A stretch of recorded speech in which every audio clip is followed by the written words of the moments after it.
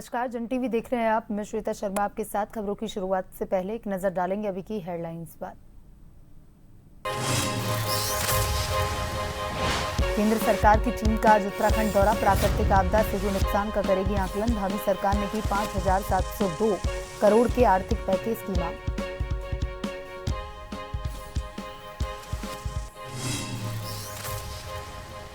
विधानसभा चुनाव 2027 को लेकर कांग्रेस ने कसी कमर। संगठन की ओवर हायरिंग का काम शुरू। जिलाध्यक्ष महानगर अध्यक्ष के चुनाव की प्रक्रिया जारी।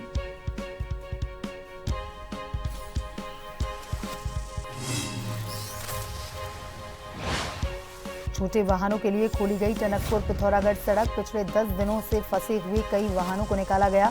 पुलिस अधीक्षक ने यातायात व्यवस्था को सुचारू रखने के दिए निर्देश।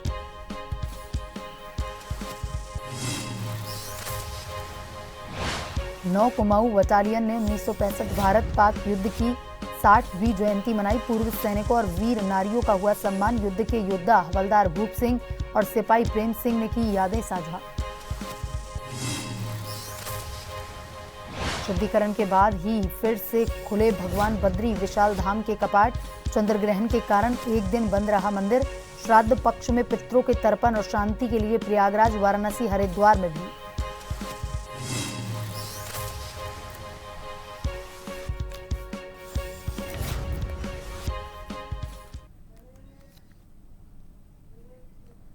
और अब खबरें विस्तार से। अंतर मंत्रालय केंद्रीय टीम आज विभिन्न जनपदों में आपदा से हुई क्षति का आकलन तथा जायजा लेने के लिए देहरादून से प्रस्थान कर गई है। आज सुबह राज्य आपदाकालीन परिचालन केंद्र में सचिव आपदा प्रबंधन एवं पुनर्वास विनोद कुमार सुमन ने एक बैठक के दौरान टीम को आपदा से हुई क्षति के बारे में एक प्रस्तुतिकरण दिया। हाल ही में उत्तराखंड में आई प्राकृतिक आपदा के चलते हुए नुकसान का आकलन करने के लिए अंतर मंत्रालय केंद्रीय टीम आज देहरादून से विभिन्न जनपदों के लिए रवाना हुई। टीम का उद्देश्य प्रभावित क्षेत्रों में जाकर जमीनी स्थिति का निरीक्षण करना और केंद्र सरकार को रिपोर्ट प्रस्तुत करना है। टीम के प्रस्थान से पूर्व आज सुबह राज्य आपातकालीन परिचालन केंद्र में एक महत्वपूर्ण बैठक आयोजित की गई। इस बैठक में आपदा प्रबंधन एवं पुनर्वास विभाग के सचिव विनोद कुमार सुमन ने टीम के समक्ष आपदा से संबंधित क्षति का विस्तृत प्रस्तुतिकरण दिया। प्रस्तुति में बताया गया कि किन क्षेत्रों में अधिक नुकसान हुआ है, कौन कौन से विभाग प्रभावित हुए हैं, राहत एवं पुनर्वास कार्य किस स्तर पर चल रहे हैं। सचिव ने टीम को यह भी अवगत करवाया कि राज्य सरकार द्वारा राहत कार्यों को तीव्र गति से आगे बढ़ाया जा रहा है।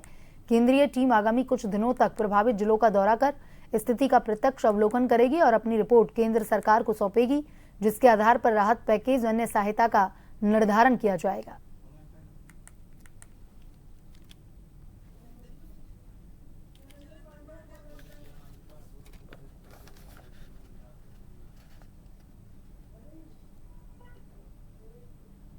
और इसी खबर पर ज्यादा जानकारी के साथ हमारे संवाददाता शैलेंद्र पांडे फोन लाइन पर जुड़ चुके हैं। शैलेंद्र, मानसून आफत का मानसून बनकर के उत्तराखंड में बरसा, जिसकी वजह से कई जगहों पर कई तरह की आपदाएं भी सामने आई हैं।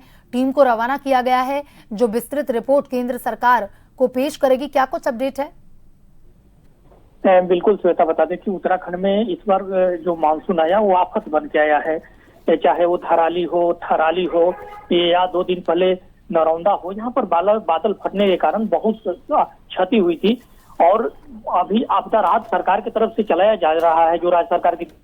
लेकिन केंद्रीय टीम आज पहुंची है और आज आपदा विभाग का जो ऑफिस है वहां पर उन्होंने बैठ करके एक मीटिंग हुई, जिसमें आपदा सचिव विनोद कुमार सुमन ने बताया कि कहां कहां पर आपदा आई हुई है। उसके बाद आपदा जो टीम है वो आपदा आई है वहां के लिए रवाना की जाएगी जगह पर। और क्षति हुआ है तरह ऐसे क्षेत्र है जहां सड़क टूट गई है, चाहे लोगों का घर चला गया है। अगर की बात करें तो उस समय बहुत सारा जो मलबा आया था तो पूरा गांव का करीब 25 से 30 घर मलबे के अंदर चला गया था। तो ये सारी आपदा का जो टीम आई है वो जायजा हुआ है। सरकार की तरफ से भी सरकार को करीब 57 करोड़ का और मांग की गई है केंद्रीय टीम और उस सरकार को सौंपी जान मान के हुई है, उस आधार पर केंद्रीय सहायता मिलेगा। श्वेता जी, शैलेंद्र, तमाम जानकारी के लिए धन्यवाद।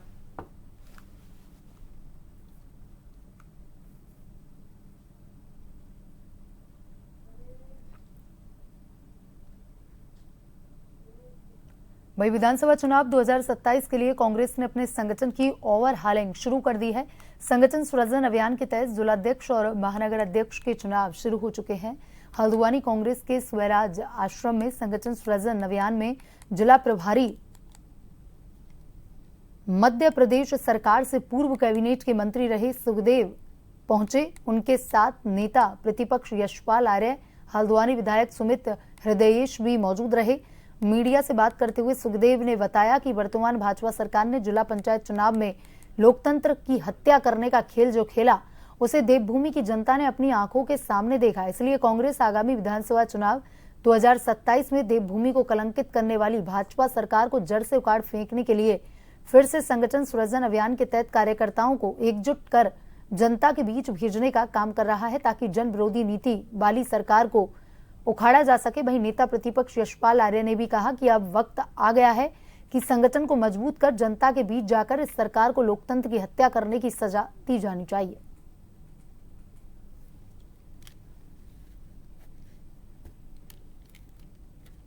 लेके उत्तराखंड में नैनीताल जिले के लिए मुझे पार्टी ने ऑब्जर्वर बनाया है। हमारा उद्देश्य ये रहेगा कि एक सशक्त संगठन बने, जवाबदेही संगठन बने और जनता से जुड़ा वाला संगठन बने। और इसी के तहत हम पूरे 7 दिन नैनीताल जिले में प्रत्येक ब्लॉक, मंडल, सेक्टर, बूथ स्तर पर जाएंगे।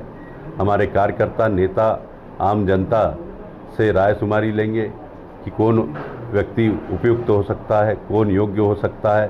तीनों सदस्य मिलके पूरे 7 दिन सभी जगह जाकर एक अच्छा प्रदेश नैनीताल जिले के लिए, संगठन की मजबूती के लिए एक अच्छा प्रयास करने का प्रयास करने जा रहे हैं। मेरा मानना है कि निश्चित रूप से, जैसा कि मैंने कहा कि जो हमारे आम कार्यकर्ता हैं, गांव से जुड़े हुए कार्यकर्ता जो बस्तियों में रहते हैं, जो हमेशा कांग्रेस के लिए रात दिन संघर्ष करते हैं, मेहनत करते हैं, जनता की आवाज़ को उठाते हैं, इस चुनाव में उनका एक महत्वपूर्ण रोल होगा, महत्वपूर्ण भूमिका होगी।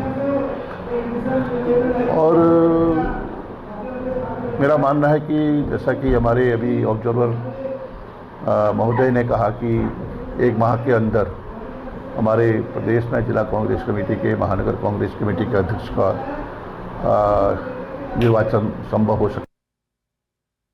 वहीं नैनीताल जिले के रामनगर में एक गंभीर घटना की सूचना मिलते ही प्रशासन हरकत में आ गया। जिला कंट्रोल रूम के माध्यम से रामनगर प्रशासन को सूचना मिली कि रामनगर भंडार पानी मार्ग पर स्थित जनेरिया बरसाती नाले में एक बाइक बह गई है। सूचना मिलते ही पुलिस, राजस्व विभाग, फायर ब्रिगेड की टीम तत्काल मौके पर पहुंच गई। रामनगर तहसीलदार मनीषा मारकाना ने बताया कि उन्हें जिला कंट्रोल रूम से सूचना प्राप्त हुई है कि जनेरिया नाले में एक बाइक के साथ किसी व्यक्ति के बहने की आशंका है। उन्होंने बताया कि प्रशासन की टीम ने बरसाती नाले के पानी के कम होने का इंतजार किया। जैसे ही पानी कम हुआ, रेस्क्यू अभियान शुरू हुआ। प्रशासन की टीम ने नाले से बाइक बरामद की है। जांच में पता चला कि बाइक का मालिक पंकज नामक युवक है, जो रामनगर के मालधन पटरानी गांव का रहने वाला है। तहसीलदार ने बताया कि पंकज भंडार पानी की तरफ से रामनगर की ओर आ रहा था और इसी दौरान उसने एक व्यक्ति को लिफ्ट भी दी थी। अचानक नाले के उफान को देखकर वह व्यक्ति पहले ही बाइक से उतरा। पंकज ने अपनी बाइक उफनते नाले में डाल दी, जिससे वह बह गई। पंकज कुछ दूरी तक तैरकर नाले से बाहर आकर सुरक्षित रूप से अपने घर लौट आया।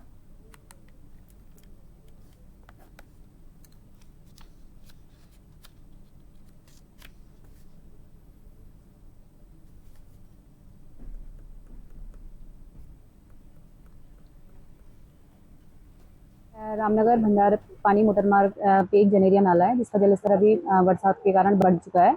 यहाँ पे एक डीसीआर से सूचना प्राप्त हुई थी कि किसी व्यक्ति के बहने की सूचना है। इसकी अभी पुष्टि नहीं हुई है। इसमें रेवेन्यू की टीम है, पुलिस की टीम है और वन विभाग मौके पर उपस्थित है। इस पे जैसे ही जलस्तर कम होता है तो इसमें वहीं पिछले 11 दिनों से बंद पड़ी टनकपुर पिथौरागढ़ ऑल वेदर सड़क को एनएच के द्वारा अधीक्षण अभियंता हरीश पंक्ति व अधिशासी अभियंता दीपक जोशी के नेतृत्व में कड़ी मशक्कत के बाद छोटे वाहनों के लिए खोल दिया गया है। एनएच में लगातार कीचड़ होने से वाहनों के फंसने का खतरा हो रहा था तथा पहाड़ी से अभी भी मलबा लगातार नीचे गिर रहा है। इस दौरान पिछले 10 दिनों से फंसे हुए कई वाहनों को निकाला गया, जिसके बाद वाहन चालकों ने राहत की सांस ली। पुलिस अधीक्षक चंपावत अजय गणपति ने रविवार को सैवाला मार्ग का निरीक्षण कर यातायात व्यवस्था को सुचारू सुरक्षित बनाए रखने के लिए आवश्यक निर्देश दिए। यात्रियों की सुविधा सुरक्षा को ध्यान में रखते हुए यातायात हेतु निम्न व्यवस्थाएं लागू की गई हैं। एसपी चंपावत ने कहा, राष्ट्रीय राजमार्गों को अभी छोटे वाहनों के लिए खोला गया है। अभी सड़क में सिर्फ पिथौरागढ़ से टनकपुर की ओर जाने वाले छोटे वाहनों को इजाजत दी गई है।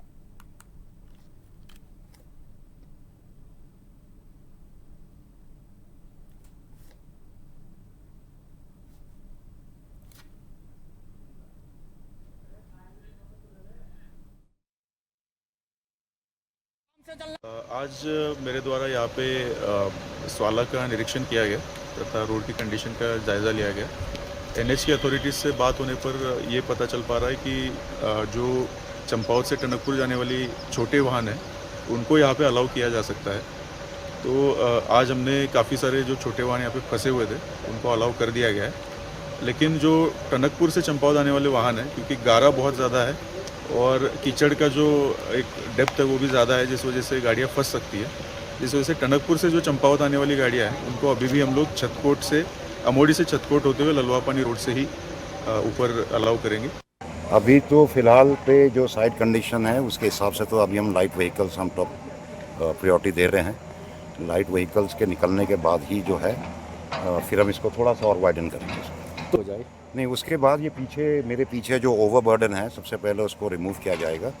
तो उसके लिए हम टाइमलाइन वगैरह सब सेट कर रहे हैं, तब उसके बाद ही फिर हमारा ट्रीटमेंट स्टार्ट होगा। और यहाँ की जनता को एक राहत, क्योंकि ये आपदा का समय है और आपदा के काल में एक पहाड़ आ गया तो इसके लिए तो कोई कुछ कर नहीं सकता, क्योंकि शासन प्रशासन और माननीय मुख्यमंत्री जी खुद मॉनिटरिंग कर रहे हैं। और आज राहत की बात है कि आज ये खोल दिया गया है और मैं समझते जो बड़े ट्रक हैं उनसे कहूँगा कि टनकपुर एनएच खुल चुका है। आप लोग जो यहाँ की व्यवस्था के तहत अपना आवागमन सुनिश्चित करें। धन्यवाद। वहीं 9 कुमाऊं बटालियन ने 1965 भारत पाक युद्ध की 60वीं जयंती मनाई। पूर्व सूबेदार ललित सिंह अधिकारी की अध्यक्षता में सैनिक विश्राम गृह लोहाघाट में हुए कार्यक्रम में 9 कुमाऊं के पूर्व सैनिकों व वीर नारियों ने 1965 युद्ध में 9 कुमाऊं की पाकिस्तान पर शानदार विजय के प्रतीक महाराज के दिवस को काफी धूमधाम के साथ मनाया। इस दौरान पूर्व सैनिकों व वीर नारियों को सम्मानित किया गया। कालिका मैया के जयकारों के साथ 9 कुमाऊं के गीतों को सभी के द्वारा गाया गया। 1965 युद्ध के योद्धा हवलदार भूप सिंह, सिपाही प्रेम सिंह ने 1965 युद्ध की यादें साझा की। हवलदार भूप सिंह ने बताया कि 1965 युद्ध के समय उनकी पलटन 9 कुमाऊं धारचूला में तैनात थी। युद्ध में जाने का आदेश मिलते ही पलटन ने धारचूला से मूव किया। पलटन सबसे पहले अंबाला पहुंची। 7 दिन अत्याधुनिक हथियारों का प्रशिक्षण देने के बाद पलटन पठानकोट मोर्चे पर पहुंची। हवलदार भूप सिंह ने बताया, 7 सितंबर 1965 को हुई जबरदस्त लड़ाई में गोलीबारी के बीच उनकी पलटन कालिका मैया के जयकारे लगाते हुए दुश्मनों को मारते हुए पाकिस्तान के महाराज के गांव पहुंच गई और गांवों पर कब्जा कर लिया। इस दौरान हमारे जाबाजों ने कई पाकिस्तानी सैनिकों को मार गिराया। 7 सितंबर सन 1965 से आज तक हमारी पलटन महाराज के दिवस मनाती आ रही है, क्योंकि हमारी बटालियन ने 1965 में महाराज के पर कब्जा किया था। सियालकोट सेक्टर में दूरसंचार विभाग को भी नष्ट किया था। रेलवे लाइन को कटअप करके पाकिस्तान के छक्के छुड़ाए थे। इसी दिन हम 1965 से लेकर आज तक बड़ी धूमधाम से, बड़े हर्षोल्लास के साथ महाराज के दिवस मनाते हुए आ रहे हैं। डिफेंस बनाया हमने, पूरी रात वहीं रहे। दूसरे दिन भी हम वहीं महाराज के में रहे और वहाँ से फिर आगे की रेकी करी। इस तरीके से हम लोग महाराज के से फिर आगे को निकलते रहे। लास्ट सियालकोट और महाराज के सियालकोट और लाहौर के बीच की जो रेलवे लाइन थी उसको हम लोग ने, हमारी पलटन ने क्रॉस कटअप पर रखा था और वहीं पर फिर लास्ट सिस्फायर होने तक वहीं उसी जगह पर से हम पेट्रोलिंग करते रहे और वहीं अगल बगल सब ऊपर। वहीं रुड़की के ज्वाइंट मजिस्ट्रेट दीपक रामचंद्र सेठ ने कलिया रोड्स मेले में अव्यवस्थाओं की शिकायतों के बाद देर रात मेला क्षेत्र का औचक निरीक्षण किया। इस दौरान उन्होंने मेला परिसर में लगी अव्यवस्थाओं पर कड़ी नाराजगी जताई। निरीक्षण के दौरान ज्वाइंट मजिस्ट्रेट ने कई जगहों का दौरा किया, जिनमें सीसीटीवी कंट्रोल रूम, खोया पाया केंद्र, झूला सर्कस ग्राउंड, तालाब क्षेत्र, होटलों का जायजा लिया। उन्होंने होटल मालिकों को रेट लिस्ट लगाने, साफ सफाई बनाए रखने के सख्त निर्देश दिए। इसके अलावा उन्होंने मोबाइल टॉयलेट की खराब हालत पर भी असंतोष व्यक्त किया। सबसे चिंताजनक स्थिति तब सामने आई जब उन्होंने दरगाह कार्यालय और थाने में बने सीसीटीवी कंट्रोल रूम का निरीक्षण किया, जहां दोनों जगह ताला लटका मिला। इस लापरवाही पर उन्होंने कड़ी फटकार लगाई। सुरक्षा व्यवस्था को लेकर चिंता भी जताई।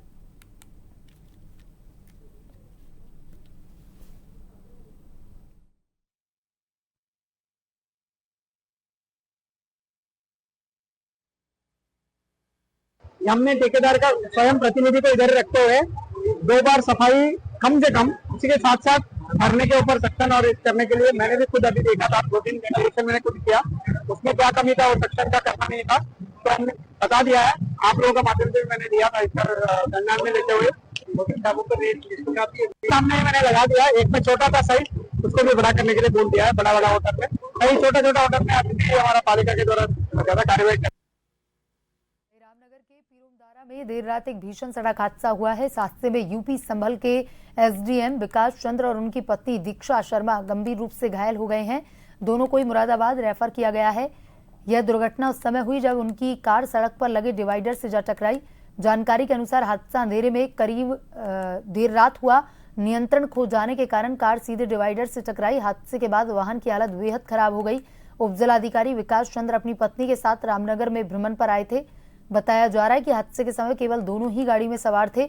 घटना के बाद स्थानीय लोगों ने तुरंत पुलिस और एम्बुलेंस को सूचना दी। मौके पर पहुंची पुलिस और मेडिकल टीम ने दंपत्ति को प्राथमिक उपचार के लिए पीरुमदारा स्थित नीम करौली अस्पताल में भर्ती करवाया। प्राथमिक उपचार के बाद चिकित्सकों ने उनकी गंभीर स्थिति को देखते हुए मुरादाबाद के उच्च स्तरीय मेडिकल संस्थान में रेफर कर दिया।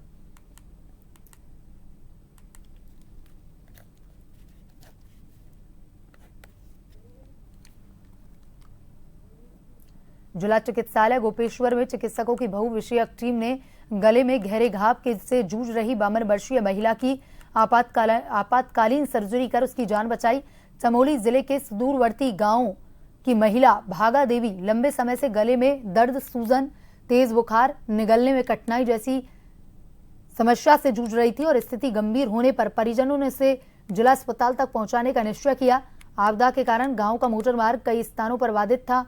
बावजूद इसके ग्रामीणों ने सहयोग कर मरीज को डोली में बिठा करके कठिन पैदल रास्तों से होते हुए अस्पताल पहुंचाया।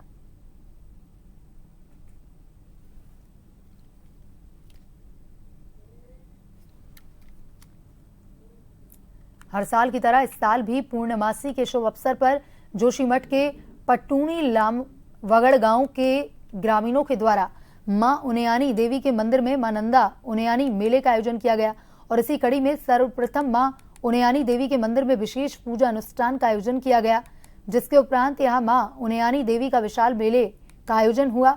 बता दें कि इस मेले के हजारों भक्तों ने मेले में पहुंचकर पुण्य अर्जित किया। बड़ी बात तो यह रही कि मां उनयानी मेले में ढोल दमऊ की धुन नहीं बजाई जाती है, बल्कि मेले के दौरान यहां मां नंदा के जागर लगाए जाते हैं।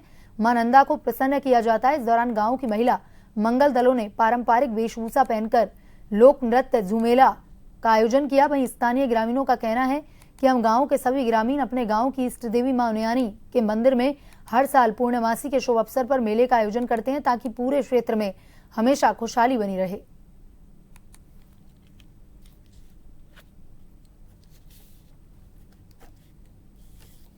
पूर्वजों से ये प्रथा चली आ रही है। तो पहले कहा जाता था कि किसी गरुड़ द्वारा एक भगवान की छोटी सी मूर्ति यहाँ ऊपर पहाड़ों में मतपाटा कहते हैं, तो वहाँ गरुड़ द्वारा लाई गई थी। तो वही कई पूर्वज लोग वहीं पुराने पुराणों में लोग वहाँ गए थे और वहाँ से उन्होंने वो मूर्ति यहाँ विस्थापित कर दी। तो वहीं किसी लोगों पे वो अंतरित हुआ और माता ने कहा कि मुझे यही स्थान दीजिए और माता का तब से यहाँ स्थान होता है। कल से 2 दिन से लगातार जागर के द्वारा माँ उनयानी का आह्वान किया जाता है और कल ही से माँ जागर के द्वारा माँ को विदाई किया जाता है। कुआ के बिंदु खत्ता स्थित मैन बाजार में देर रात अज्ञात कारणों से इलेक्ट्रिक स्कूटी शोरूम प्रेम ट्रेंडर्स में भीषण आग लगी, जिसके बाद आसपास के लोगों ने आग की तेज लपटें देख आपातकालीन नंबर 112 पर कॉल किया। पुलिस और फायर ब्रिगेड ने मौके पर पहुंचकर आग पर काबू पाने का प्रयास किया, लेकिन आग की तेज लपटों की वजह से आग ने भीषण रूप धारण कर लिया, जिसके बाद दूसरे अग्निशमन के वाहन ने 2 घंटे की कड़ी मशक्कत के बाद आग पर काबू पाया। लेकिन तब तक शोरूम में रखी करीब 100 ई स्कूटी और करीब 40 लाख रुपए की बैटरी समेत सारा सामान पूरी तरह से जलकर खाक हो गया।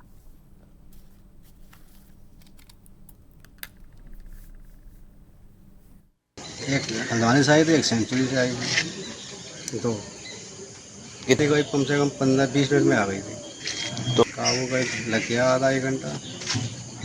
भयंकर 100 से 100 प्लस है। Scooty battery. और नजर डालेंगे अभी की हेडलाइंस पर।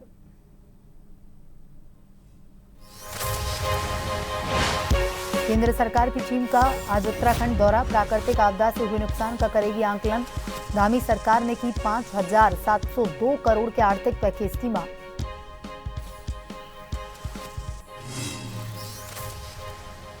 विधानसभा चुनाव 2027 को लेकर कांग्रेस ने कसी कमर, संगठन की ओवरहालिंग का काम शुरू। जिलाध्यक्ष और महानगर अध्यक्ष के चुनाव की प्रक्रिया जारी।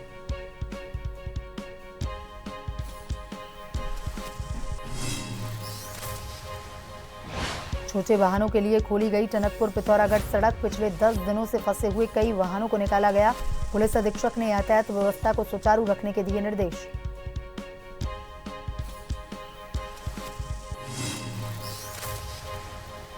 नौ कुमाऊं बटालियन ने 1965 भारत पाक युद्ध की 60वीं जयंती मनाई। पूर्व सैनिकों और वीर नारियों का हुआ सम्मान। युद्ध के योद्धा हवलदार भूप सिंह और सिपाही प्रेम सिंह ने की यादें साझा।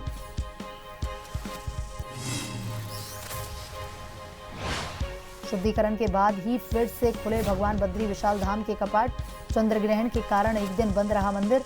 श्राद्ध पक्ष में पितरों के तर्पण, शांति के लिए प्रयागराज, वाराणसी, हरिद्वार में भी।